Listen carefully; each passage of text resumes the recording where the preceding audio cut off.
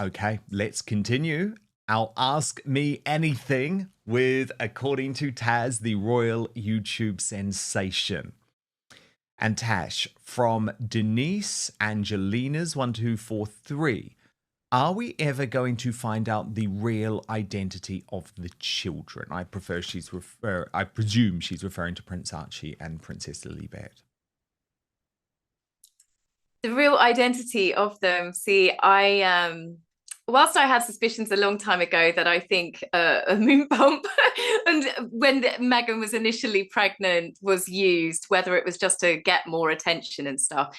Ever since the children have been born, I believe that they have two children. I'm sorry. I believe that Archie and Lily are Harry and Meghan's children. It doesn't matter if surrogates were used. It doesn't matter if the stork themselves brought them down in a little pink and blue blanket.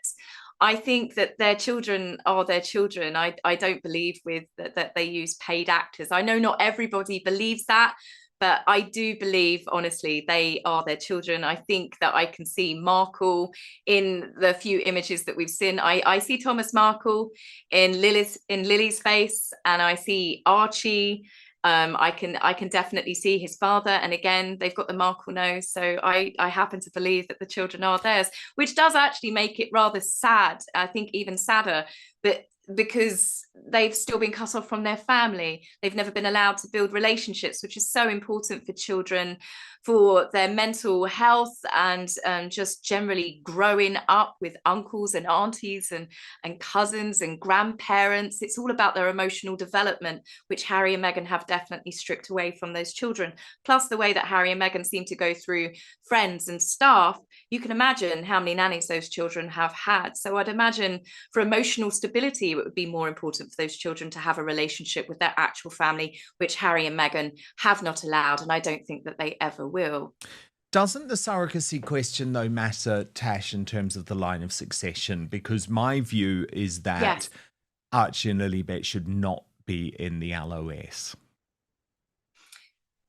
I'm not so sure that the line of succession really means as much as it used to, because as I said earlier, I mean, if a terrible tragedy ever happened, I think that we would see the monarchy abolished rather than we would see people step up into a position, and certainly certain other people then take into the throne. I think that we love the monarchy, the royal family that we have now, because we love Queen Elizabeth. Lots of people, obviously, I love the King and Queen Camilla. And then I can't wait for Catherine and William. I think that they will bring a whole new, fresh dynamic to the monarchy when they become King and Queen Consort.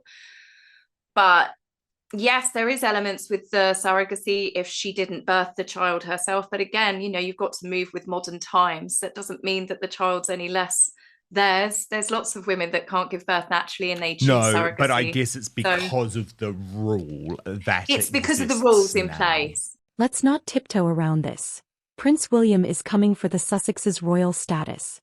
According to royal insider and commentator, according to Taz, the moment William ascends the throne, he's stripping Harry of his dukedom and every single privilege they've clung to post-Megxit.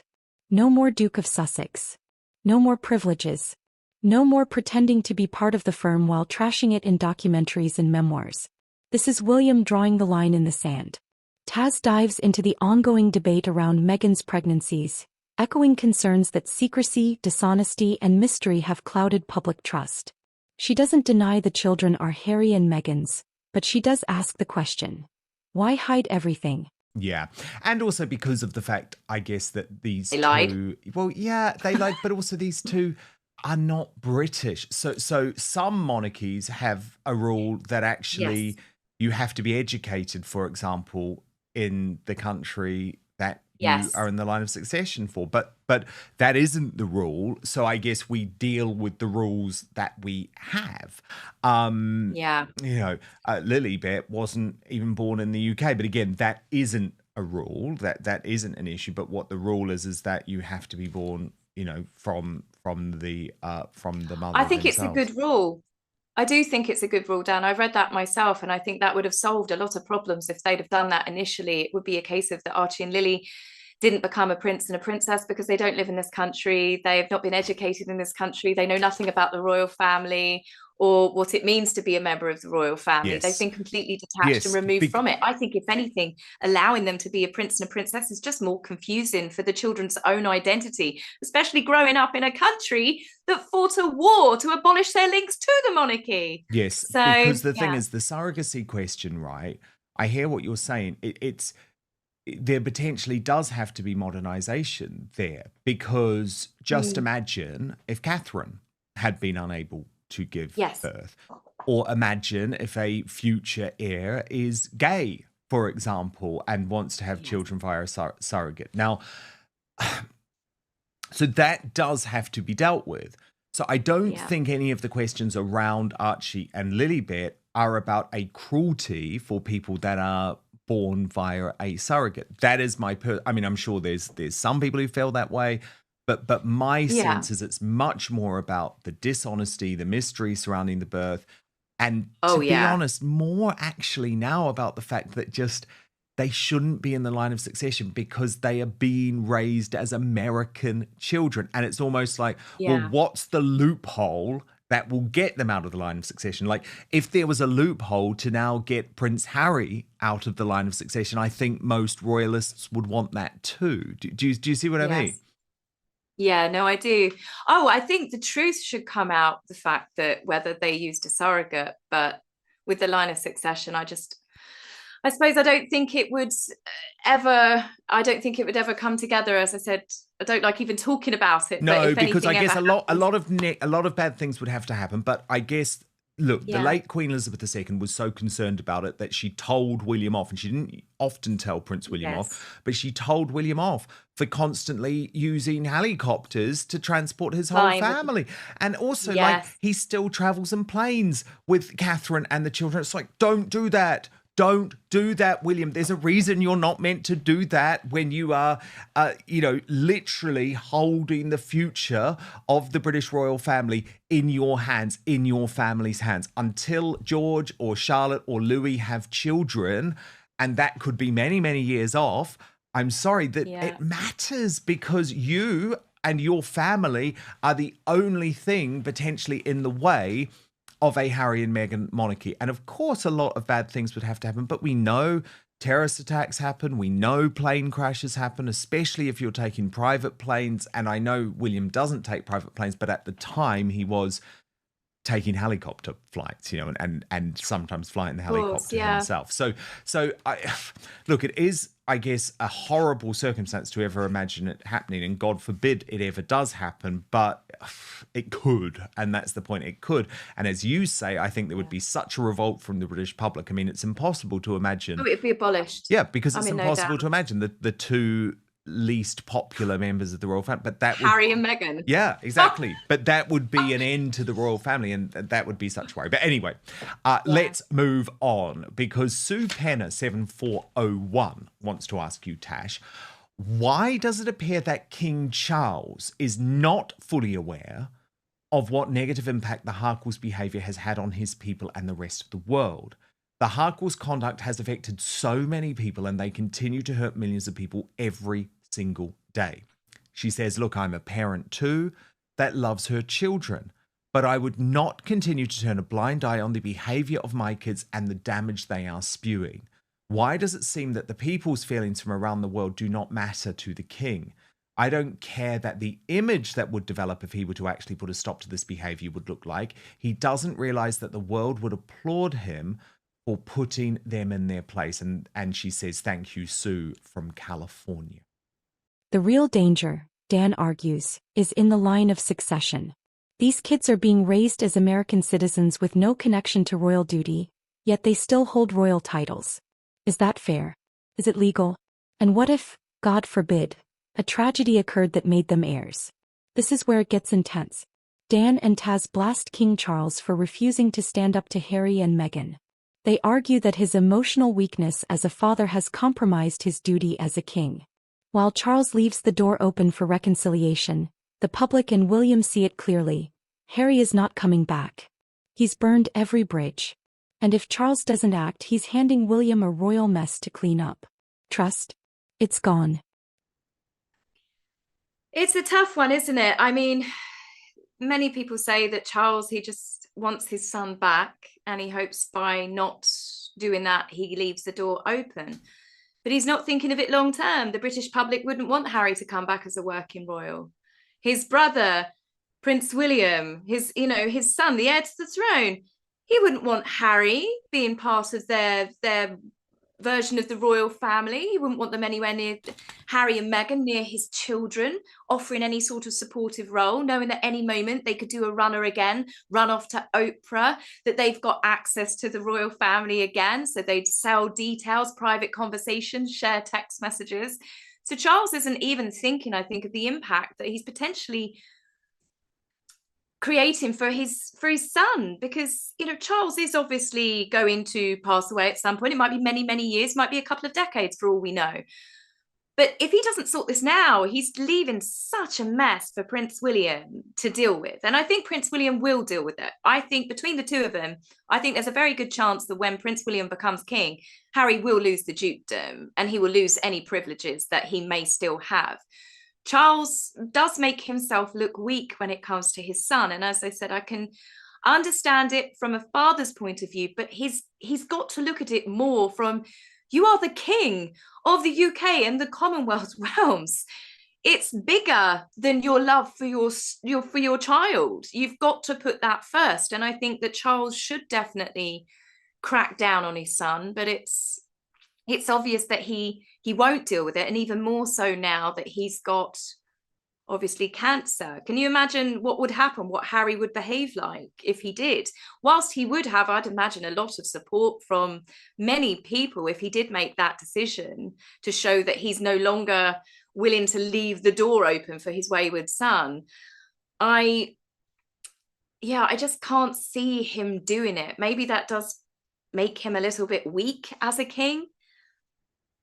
What do you think, Dan? It's a tough one. It is difficult. Look, I think I've always said that Charles should be tougher on Harry and Meghan, unfortunately. The example that you have to use, and without getting into the Prince Andrew debate, is the absolutely unrelenting and almost impossible emotionally decision that the late Queen Elizabeth II made to completely thrust Andrew, her favourite son, her beloved son, out of the royal family altogether in terms of as a working royal. That was devastating to him. She knew it was devastating to him.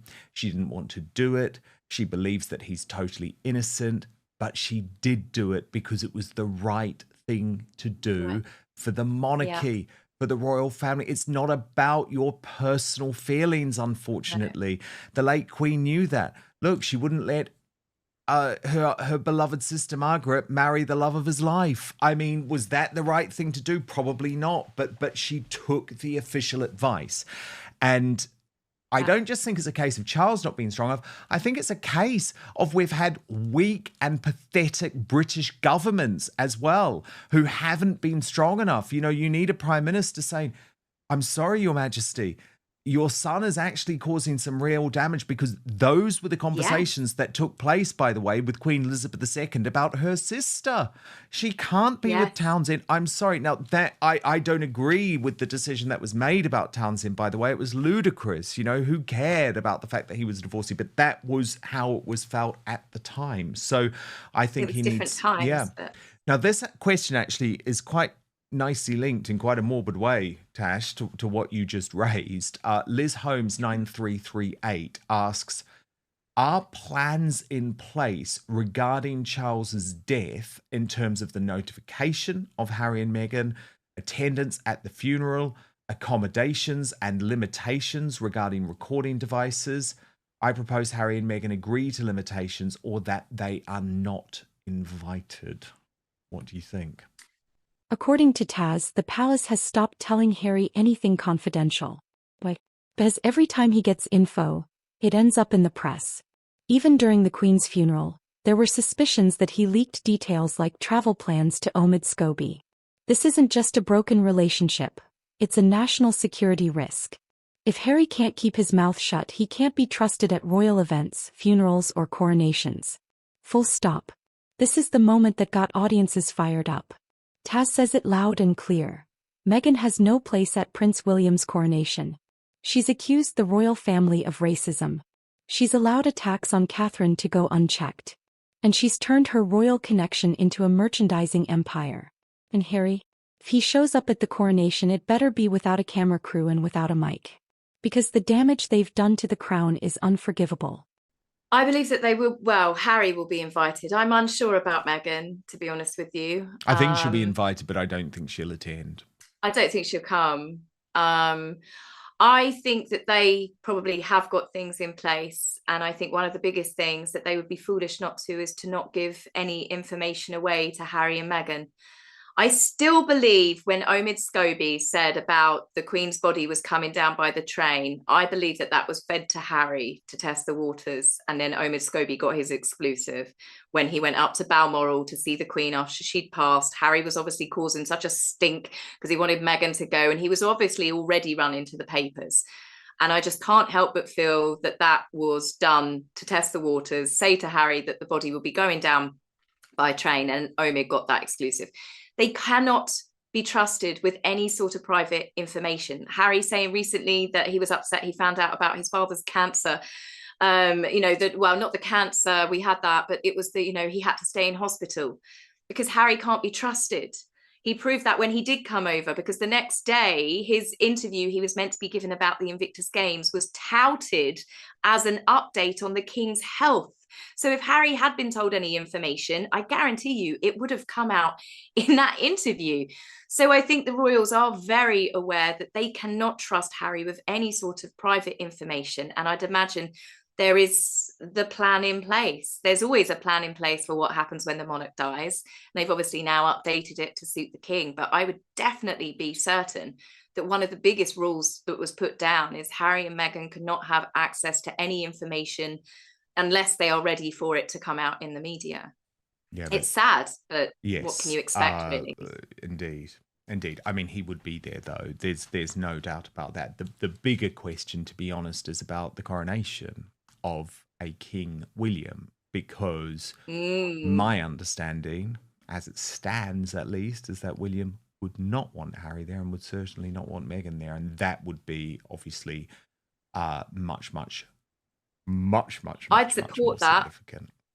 I would support that. I think I would support that more than I would. I think Harry should be invited to his father's funeral, but with Prince William and Catherine's coronation, no, Harry doesn't deserve to be there after everything that they've done, especially what they've done to Catherine. Again, Omid Scobie being the person he, more recently named Catherine and King and linked them to being the royal racist. Harry's never once defended his sister-in-law. Never once, despite knowing that she had cancer and the stress it was causing. The fact that Christopher Boozy worked on their Netflix documentary, he didn't once think to speak out and to slap him down. They didn't stop the Sussex squad from targeting Catherine while she was going through all of that. So Harry doesn't deserve to be anywhere near that family and their children ever again. I totally agree. And I don't see it changing unless something were to happen after Charles died and it somehow brought them back together, but it seems unlikely to me. Now, Lena Matthews 512. So this is all a bit morbid, Tash, but people want to know this because it does matter. It does matter. I guess. You made me cry. No. You'll be fine with this. But Lena Matthews 512 asks, what will Queen Camilla's position be when William becomes king? I watch a lot of Chinese and Korean dramas, and they sometimes have step empresses or queens after the first ones have died or been deposed. Interesting this, because of course the Queen Mother was the mother of the Queen, and Camilla is not the mother of William or Catherine. Here's where it gets honestly embarrassing. Meghan is now using her Duchess of Sussex title to promote affiliate links. Makeup, wedding eyeliner, hairspray. As Dan Wootton puts it, she's gone from a royal to a beauty influencer. And yet, they're still using those royal titles to legitimize it all. This is the final straw. The monarchy must step in and say, no more. I think that she'll be given a different title. I don't believe that I don't think she'll retain Queen, but then I think that would be Camilla's choice, in all honesty. I don't think that she was ever bothered about being called Queen Camilla. That was at Charles's insistence. I think that she would obviously take a back step. She'd still be very much included with the family. But I think that there would probably be a new title bestowed on her, one that was created for her, like the Queen Mum, because her name was Elizabeth as well. She was known as the Queen Mother. So I do think that William has a fondness for his stepmother, and I think that they will just create a different title, and she will still be very much, part of the family. I don't believe there's any feud now between William and his stepmother. The only feuds only seem to come from Montecito. So that's my guess. I think there'll be a brand new title made up for Queen Camilla. Yeah, because at the loss of the king. What? Well, my understanding in terms of like the official rules is that she goes from being the Queen Consort, but obviously is not called the Queen Consort, to the Queen Dowager, which all feels a bit depressing, doesn't it? Downton Abbey. Yeah, but I mean, maybe. But as you say, maybe they'll find another title that will be very interesting, of course. Dawn Johnson 5937 asks: Is Meghan going to be allowed to continue cheapening the monarchy by using her title on her shop? And I have to say, Tash, this is when I get furious. Like, the woman is hawking affiliate links. Okay. Oh, I know. Like, the cheapest of influencers, and she is using her title for that. Like, I mean, we're acting as if this is sort of normal because we've been so used to seeing her decline. But it's like, just imagine if we could have cast back 3 years ago. I mean, I remember after I broke the story of Megxit, what Meghan's people were putting around Tash is like, oh, maybe there'll be some sort of like massive deal with Givenchy, worth millions and millions and millions. She's hawking affiliate links. She's hawking her makeup that she wore for her wedding, and I hate being horrible about a bride on her wedding day, but Meghan's makeup and her hair wasn't that amazing, to be honest with you, considering the amount of money that was reportedly spent on it. But yeah, this is where I'm torn. Do I believe that the titles will get taken? No, I don't believe under King Charles that he will do it. Do I want them taken? Absolutely. I think the titles should have been taken after they had that first year. The Queen gave them a year trial, and then they basically said, no, we're going to keep doing it our way. We want all the privileges. She said, no, Sandringham Summit, you had a year, it's over.